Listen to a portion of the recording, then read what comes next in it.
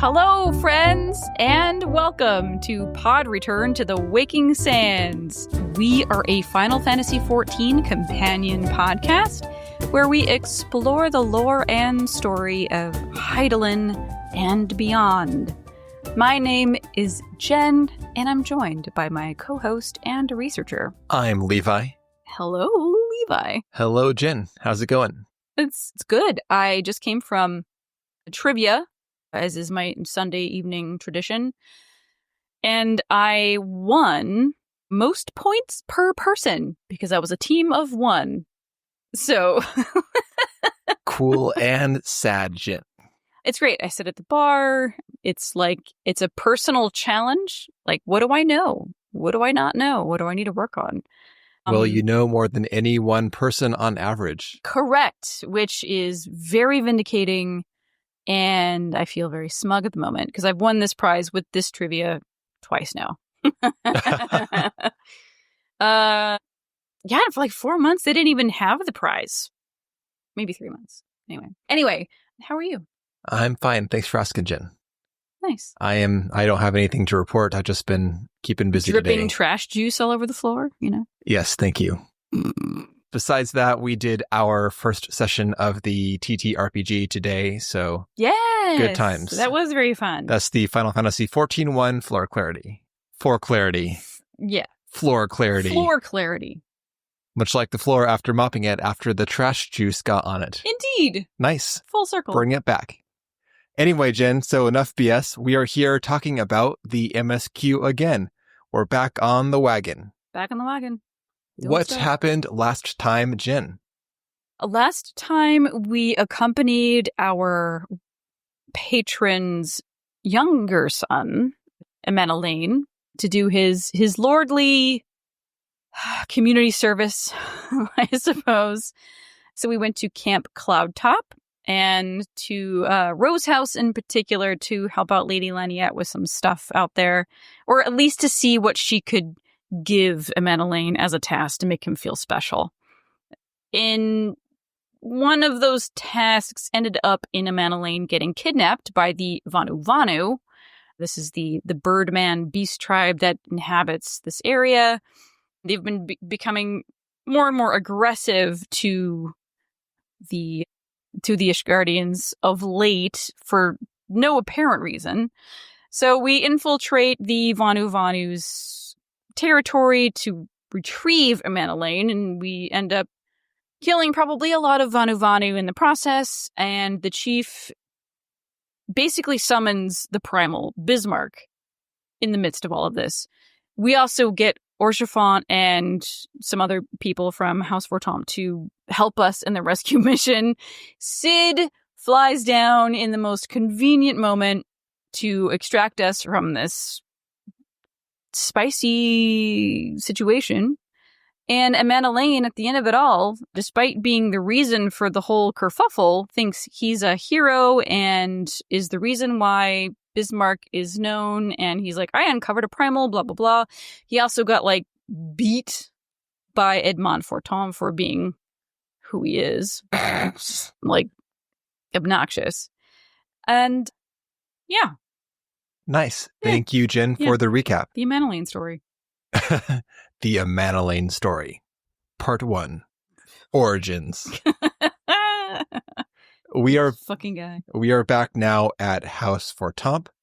After we have gone on our adventures and misadventures with his sons, Count Edmont himself wishes to speak with us. He is grateful and impressed with our work, less so with Halone. But he has received letters from both House Zamael and House Durandare praising our conduct, and that of House Fortom. Just then, though, the steward bursts in with grave tidings. Master Alfino and Mistress Tataru have been detained on suspicion of fomenting heresy. This is bullshit. The crime? Entering a tavern on the lower levels some half-dozen occasions. Pretty much, yes. Being the Forgotten Night. Yeah, so, arrest literally everybody else that frequents the Forgotten Night. There, it is claimed, they made a number of inquiries. Inquiries which brought them into contact with certain, elements. 'Twas this which prompted a knight of the Heavensward to demand that they be questioned. Sir Grinno, my lord. Sir Grinno is a brute. Exceedingly accomplished brute, but a brute nonetheless. Alas, he is also a son of House Zamayo. Jen, I would honestly believe that Alphino and Tataru had legit stumbled into the company of heretics in their fact-finding endeavors. Oh, for sure. But it's not like, they're just literally trying to find out how best to figure out what happened to our friends. Sure. And how to deal with the Ulda situation. Right, but I can see Tataru being over-eager and overzealous in her... she's going to talk to anybody. Yeah, and then Alphino thinking he's smart enough to get away from the consequences of his actions. People are watching. So I mean, all eyes of Ishgard are on us at this moment. It's been quite some time since the MSQ, so most of these small details like this have been long forgotten. So I was like, well, shit, they stepped in it legit. But no. Edmont believes that this is a manipulation, not these two actually getting into trouble. The facts are still out, but that's the current opinion. Well, he thinks that, I can only imagine, and Count Edmont references the fact that there's always some kind of gamesmanship, chicanery between the high houses in Ishgard, which, sure, power plays, manipulations, whisperings. So this only lends to that. This is exactly why, rather, this is hot shit, right? Like this is the stuff that's going on. Obviously, we're going to be garnering the attention of everybody. So Count Edmont thinks that some of Sir Grinno's maybe like handlers, quote unquote, in House Zamayo are kind of pulling his strings and saying like, hey, this is bullshit. You need to bring up charges. And he's like, oh, okay. Basically, Sir Grinno is the military arm of whoever in House Zamayo, who's decided to kind of move on this. I don't know. Not just the military arm. Again, he is in the Heavensward. So a big deal. It's a huge deal. The Heavensward it's literally 12 of Ishgard's finest knights. They are the personal bodyguards to the Archbishop. They only answer to the Archbishop. So basically their testimony is unimpeachable. And this is a huge problem for us. Yes, Jin, the truth will avail us not if we cannot prove their innocence. So we are tasked with reviewing the matter with Sir Emmerich. And we head on over to the congregation of our knights most heavenly, where we find Emmerich, Lucia, and Horshaphon. And Sir Handaloo. And Sir Handaloo, who we've not yet met.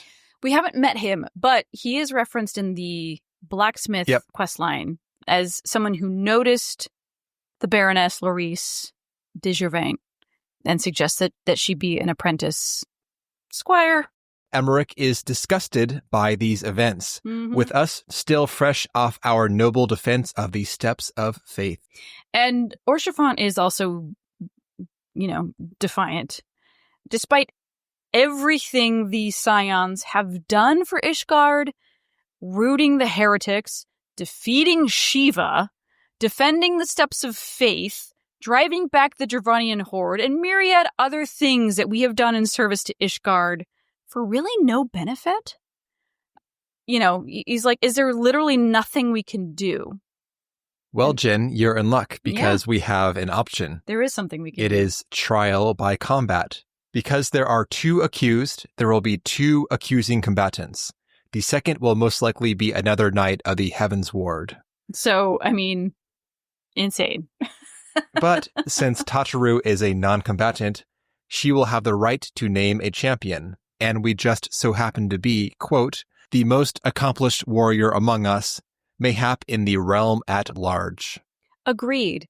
That said, though, Sir Emmerich and Horshaphon were both ready to volunteer as Tataru's champion. They were like, we're going to do it.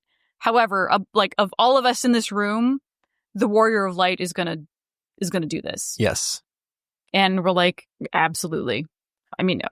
Obviously. Jen, honestly, trial by combat seems like an obnoxious way to do justice. This is barbaric. Yes. This is medieval. This is awful and I hate Correct, it. and welcome to where we are. Correct. So this is Ishgard, folks. Yep. Welcome to the Dark Ages. With our plan made, we gather outside the Supreme Sacred Tribunal of Halonic Inquisitory Doctrine. These people and their building names. And Orshifon explains the process to us. When the trial begins, the petitioner will be asked to restate his charges, and the accused will be invited to respond. Then, in accordance with law, they will be asked to restate the request for a trial by combat. Once the High Adjudicator acknowledges Mistress Tataru's right to name a champion, that is when we make our entrance. Oh, and should you begin to lose heart, look to me, Orshifon, in the stands, and I shall cheer you so loud you will wonder how you could ever have contrived to doubt yourself. Love this man.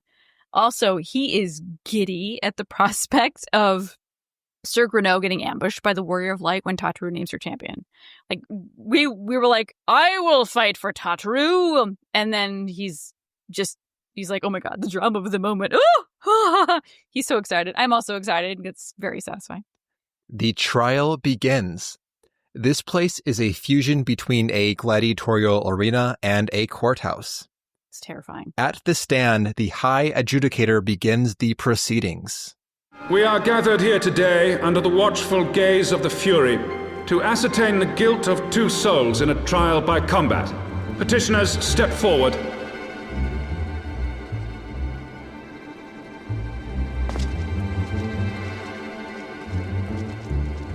Sir Greneau, for the benefit of all here present, I would ask you to repeat the charges which you have leveled against this man and this woman. I, Sir Greneau de Zemile, brother of the Heavensward, did bear witness to these 2 foreigners consorting with heretics.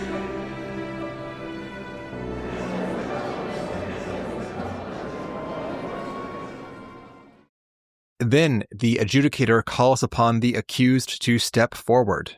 So Alfino states that he is innocent of these charges, and he will fight to prove his innocence. And poor Tataru, she is shaking in her boots. She's terrified. Obviously, this sucks. This is awful. And then she's like, because I'm not a fighter, I'm not a warrior, I have the right to name my champion, and I choose the Warrior of Light. At this point, we stride in, heartening Alfino, just as I was beginning to doubt the efficacy of the Ishgardian justice system. I also have my full, level 50 Dragoon gear on, so I'm like... Are you going Dragoon, Jin? Oh, yeah.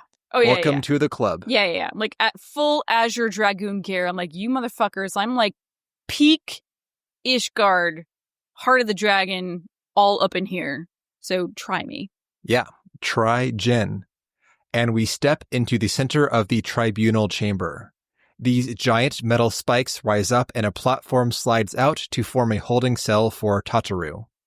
I feel like this thing might be used for executions too. Mm-hmm. It's kind of like that sky door, sky window, whatever thing in the Eyrie in Game of Thrones. Jen, I know you have not seen that, but there's like a high up trial by combat in that's like by a giant hole in the ground or something. It's been a while. I mean, it's like the Sarlacc pit. It felt, though, like if she were found guilty, the floor would slide. The floor would open up and into the oubliette she goes. Into the sea of clouds she goes. Or whatever. Yeah, awful. Awful. Because you can see fog or something coming from below that hole. It's barbaric. Anyway, though, we are here to save the day, Jin. Don't worry. Yeah. Now we fight. We are in a square arena. The second knight facing us is Sir Polacrane Coldfire. How's that, Jen? Polacrane? Polacrane. Okay. Because we're disgusting Americans. Both of our opponents are clad in blue and white armor of the Heavensward. We start facing down Sir Polacrane first, with Alfino taking on Sir Greneau the Bull. This fight is pretty straightforward, though. You've got some basic AoEs to dodge. There's also a holmgang mechanic where Greneau will chain Alfino and you can target the chain to free him, but I'm not sure if there's much point, honestly.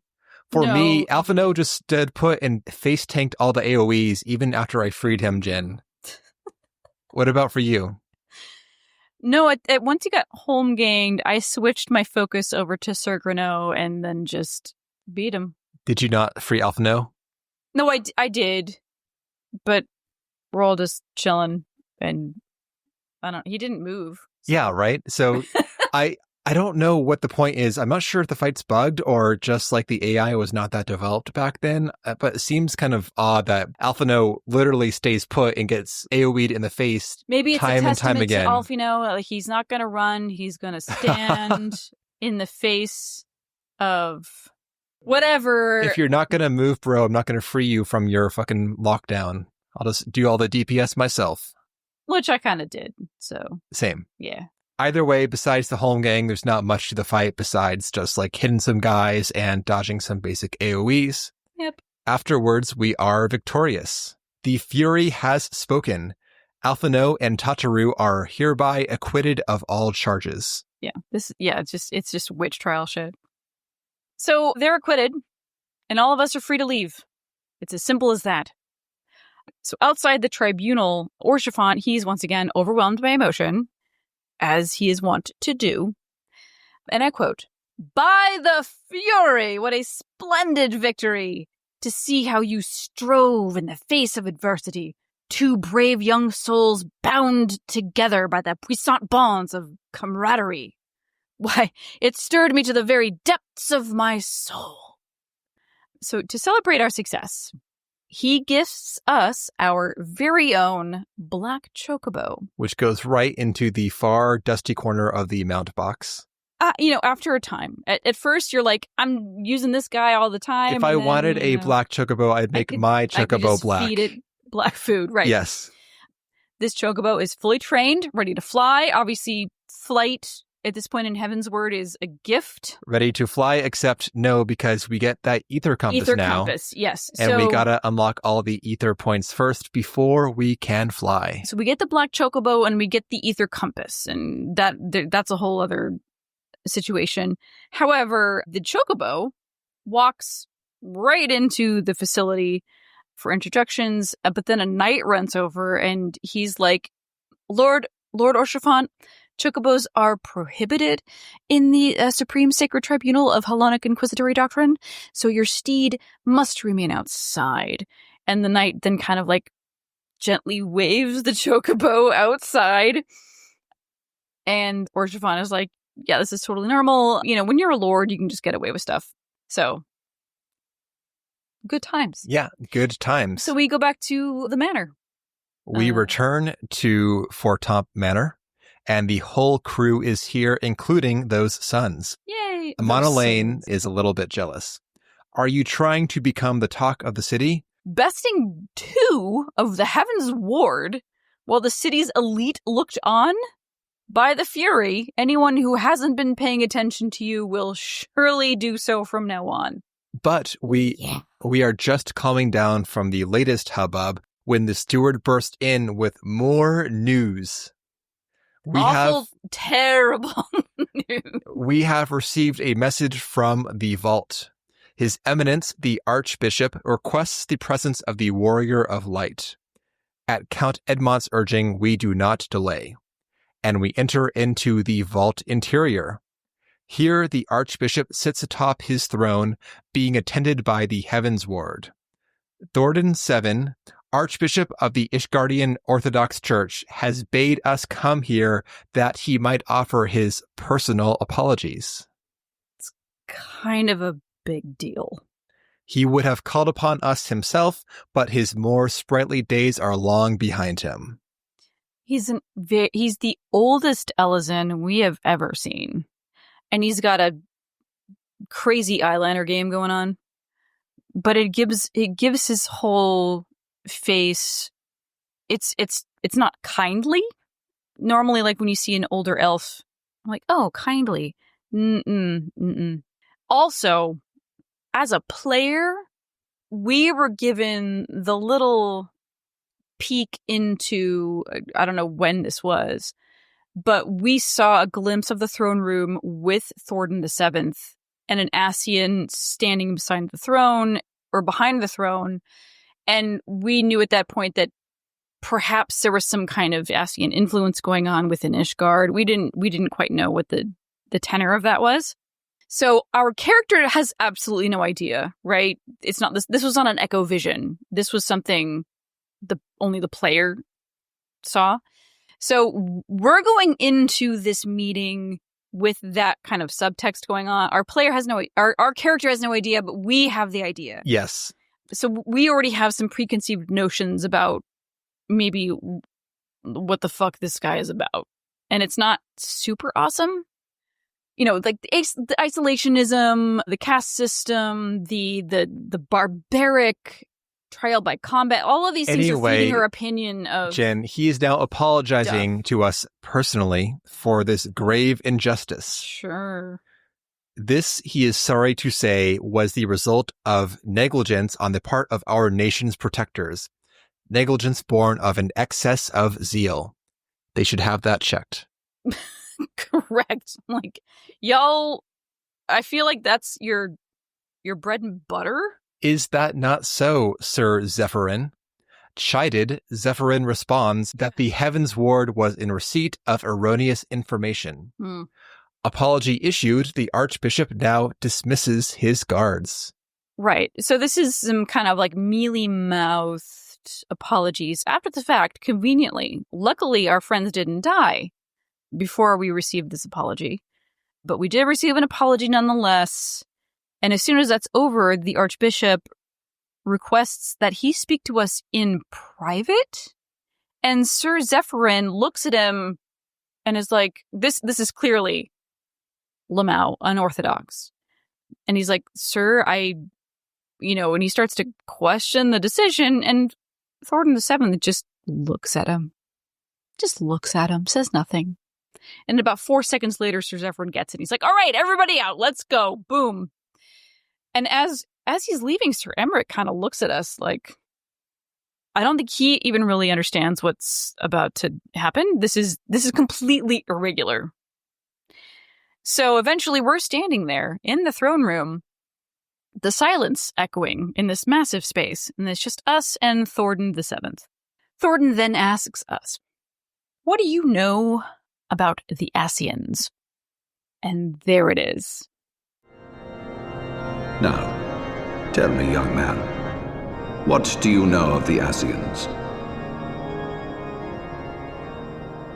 Much and more, I shouldn't wonder, being the bringer of light. You should know that I myself have met with them, have entertained them as guests even.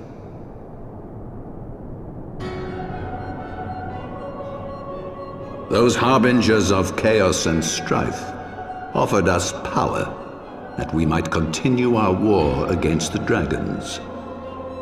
I have no intention of aiding their cause, of course, nor less of being their puppet. They offered assistance with the war against the dragons. They offered power, etc. in the Dragon Song War. This is part of their standard quid pro quo tactic. And Thornton, he sees the Ascians for what they are. They're harbingers of chaos and strife. But he does not intend to be their puppet. But at the same time, he would be powerless against them were he to outright refuse the deal. So he's played along. He's talked out of both sides of his mouth to keep them complacent until such time the inevitable conflict arrives. But in the meantime, he is preparing for that moment, and he's also kind of stringing them along. So as the player, this is, we went into this meeting with Thornton with a certain expectation, right? Like, this man is already a puppet of the Ascians. So when he tells us all of this, he lays it completely out there. Yes, I've met with them, and I'm telling them everything that they kind of want to hear so that they think that I'm down with whatever it is that they're offering, but I am not down. I will not play their game. And if we are to ensure a lasting peace in Eorzea, the only way we can do that is if we work together. Ishgard, Eorzea, Warrior of Light, because the Warrior of Light is their biggest threat and their biggest fear. So maybe think about a partnership of some kind. And that is what he wanted to discuss with us without anybody else listening in. So we leave. Also, I just want to mention that as we're led into the throne room, they have removed our helmet. Any headgear you have, they remove it. Oh, really? Yeah. So they can do that. What the fuck? Yeah. Where's our toggle? I just have my helm perma off for this because I don't want cutscenes messed up. I know. Give us the toggle button. Yeah, so they don't, this was done automatically. So I do not have my weapon and I don't have my helmet, which makes total sense. And I was like, that's great. I loved that. Yes. Because I also had a lot of facial expressions going on during this moment, so that it was great. So anyway, we go back to Fortomp Manor, and we tell Alfino and Tataru everything that just happened.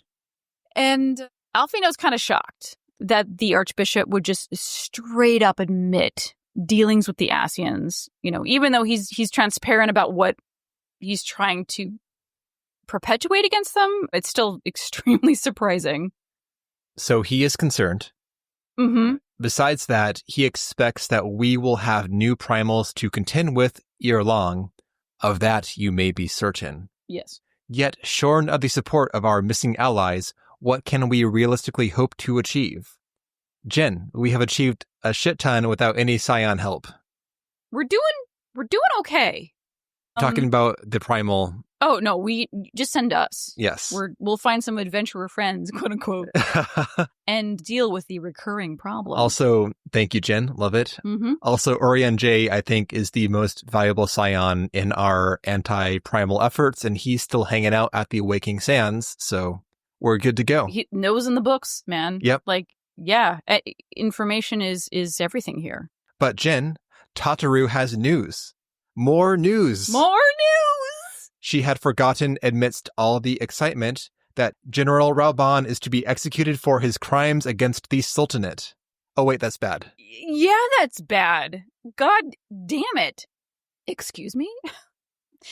Rauban was the one who executed, so to speak, swift justice upon the person who perpetuated that crime against the Sultanate, but whatever.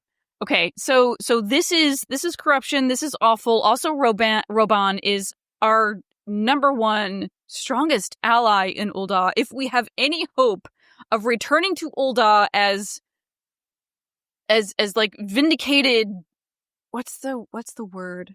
Exonerated people. Free people. The Scions to come back with like the schemes against the Sultanate by the monetarists fully exposed and all that. Rauban is our key to do that, and obviously we're not going to let this man get executed.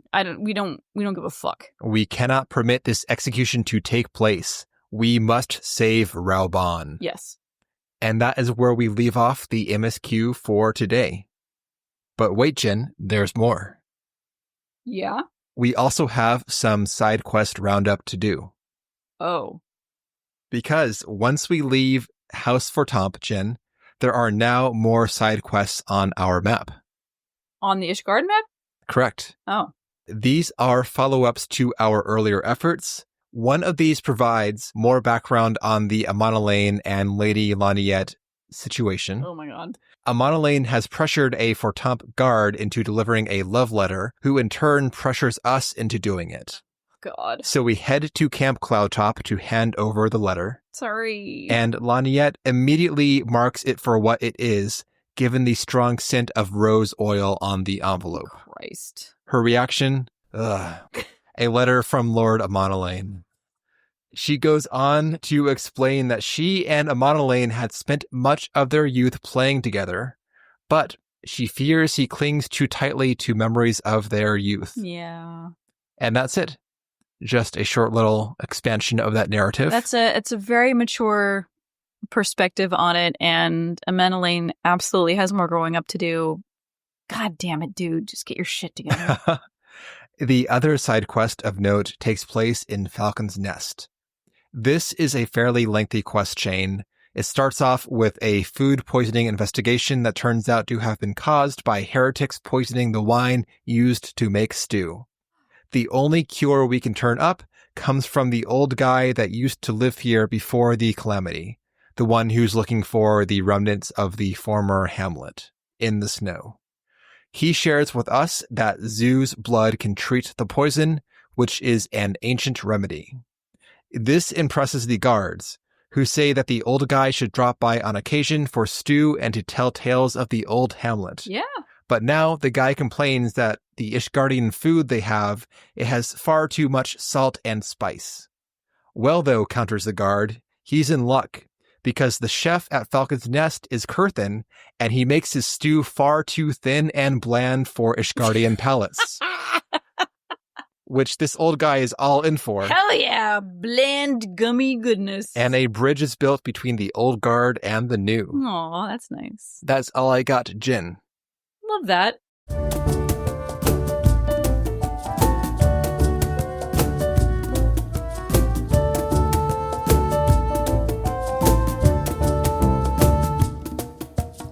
Any thoughts about today's content? Yeah. So, I mean, it was very quick. It was literally like just kind of 2 cutscenes. We got the barbaric display that is the trial by combat, which is shocking, but not necessarily surprising, because these people are all in on the religious crap. Literally just witch hunt. They literally put somebody on a scale with a bunch of feathers and, horrifying. And the fact that just allegations whispered in an alley can lead to something like this, can like absolutely end somebody's life. We got a taste of this when we first dealt with the False Inquisitor. Like we knew this was the deal, but our friends almost died, and that's awful. And then our meeting with Thornton, I don't know. Well, Jin, I'll say I was pretty worried about that cutscene way back in the day with him having Ascians whispering into his ear. Yeah. But now I feel very content.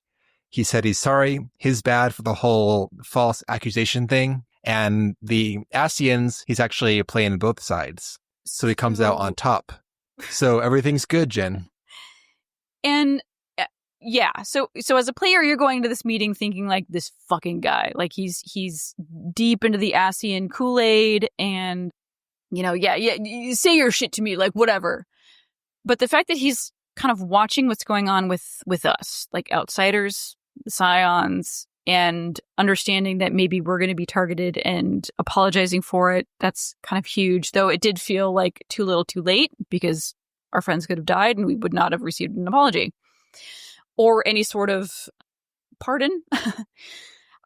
But then addressing the Ascian issue outright kind of said a lot and quelled some fears for sure. And at the end of it, he even gave us a little smile and like, okay, all right, we'll go from here. And now we're going to save Raoban and everything will be fine.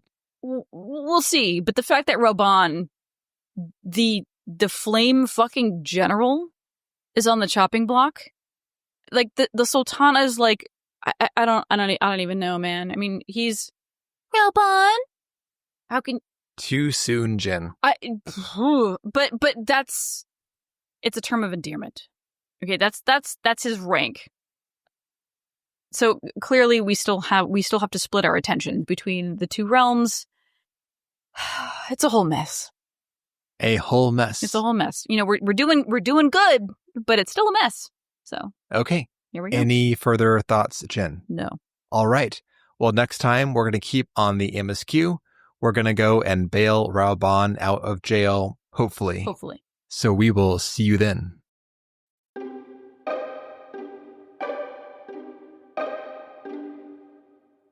And that will do it for today's episode. Thank you all so much for listening, and thank you all so much for also wearing eyeliner whenever the fuck you want. Put it on. It's hot. If you want to get in touch with us, you can at podreturnffxiv@gmail.com. Check us out on Blue Sky at podreturnffxiv. Check the show notes for our Discord. Join up and join us for some group activities if you want. But also you can share some memes or glams. Just pop in for a conversation. Everybody is fantastic and we would love to have you. And last but not least, our Patreon, patreon.com/podreturnffxiv, where for $1 a month you get access to everything else that we decide to put out. That includes the seasonal episodes from 14, our Final Fantasy XI series, Vana'diel Van Splainer, and coming up real soon, we're going to have some episodes talking about the tabletop RPG. So check it out. And with that, we hope you enjoyed the episode. Have a good day or night, and we will see you next time.